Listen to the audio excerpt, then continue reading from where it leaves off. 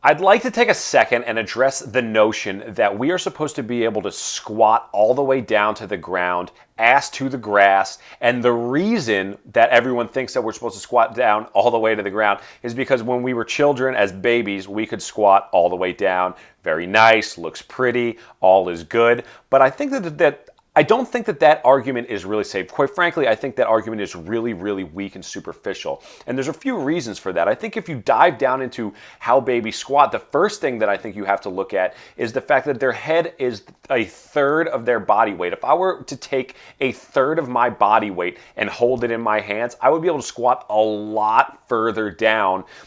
Just given the fact that I'm being weighed down, I have some counterbalance to me. If I grabbed a 70-pound kettlebell, I'm about 210 pounds. If I grabbed a 70-pound kettlebell, I would probably be able to squat all the way down. So that's one really big factor in why they're so efficient at squatting. Secondly, I don't think you're taking into consideration femoral length. No matter what you want to say in that department, I am 6'4". That is going to be extremely challenging for me to squat all the way down, just given the length of my levers. I worked in the NBA. There is no way that I could get a 7-foot guy to squat all the way down to the ground because his femur length is ridiculous. When he was a kid, sure, of course he can, but this is just straight up physics, okay? If you have really long femurs, it is going to be really hard to control that. That's gravity, that's physics, there's no arguing that. Thirdly, there is a lot of research out there on these things called squatting facets.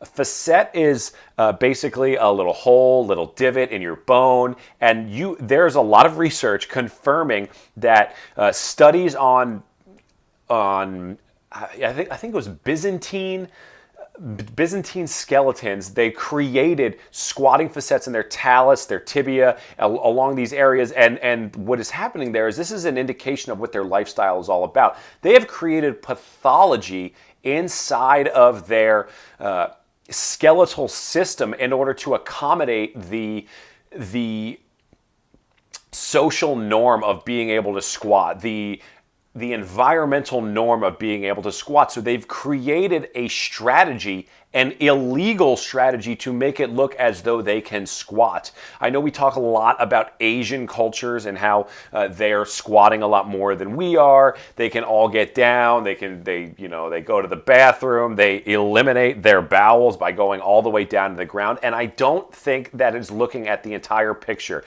I would be really curious to see if these Asian cultures are also also a culture that is producing these squatting facets. And last but not least, it is really important to understand and just look at, if it is really that healthy, why can absolutely nobody do it? Why is it so hard for everybody in the world, aside from a very small percentage, to get down all the way into that deep squat? I'm just not sold. I'm not sold either way, but I think the squatting like a baby argument is really, really weak.